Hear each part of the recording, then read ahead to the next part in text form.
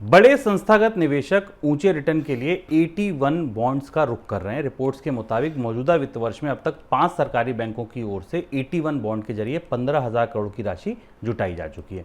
बुधवार को state bank of India ने 7.75% की दर से 6,872 करोड़ रुपए की राशि जुटाई। इससे पहले मंगलवार को HDFC बैंक ने 7.84% की दर से 3,000 करोड़ रुपए जुटाए हैं 81 बॉन्ड से। 81 बॉन्ड क्या है? दरअसल निवेशकों को ऊंचा रिटर्न मुहैया कराते हैं और बैंक या ऐसी संस्थाएं जो इनको जारी करते हैं उनको पूंजी जुटाने का एक वैकल्पिक विकल्प देते हैं। 81 बॉन्ड चर्चा में उस समय भी ज्यादा आए थे जब यस बैंक संकट में फंसा था और सारे 81 बॉन्ड्स को राइट ऑफ कर दिया गया था, यानी कि उसके बदले जिन्होंने निवेश किया था कुछ भी उनको नहीं मिले था। सर, 81 बॉन्ड में निवेश अचानक क्यों बढ़ा? दो तीन बड़ी वजह हैं। एक तो ये कि सरकारी बैंकों को बजट से बहुत ज़्यादा पूंजी मिलने की संभावना अब नहीं दिखाई देती इस साल।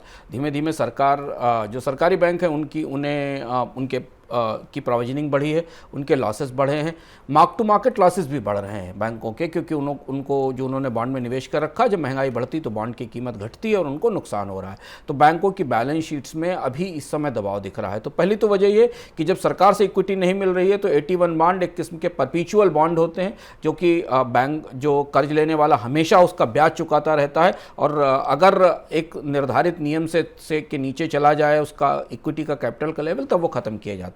तो एक किस्म का ये की फैंटम इक्विटी है, इसे आप फैंटम इक्विटी कह सकते हैं, कि 81 बॉन्ड के तौर पर आती है। तो हमें देख रहे हैं कि केवल सरकारी बैंक नहीं शुभम, इसके अलावा axis bank, ICICI bank, Kotak Mahindra bank, बहुत सारे अदर बैंक्स हैं जो 81 बॉन्ड्स में निवेश भी कर रहे हैं। इसके अलावा कुछ और सरकारी बैंक्स और निजी बैंक भी 81 बॉन्ड लेकर आ रहे हैं।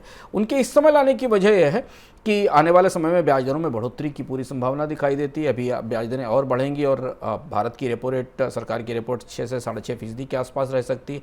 तो जब कर्ज महंगा हो उससे पहले बैंक अपने पूंजी आधार को सुदृढ़ करने के लिए इस तरीके के बॉन्ड जारी कर रहे हैं।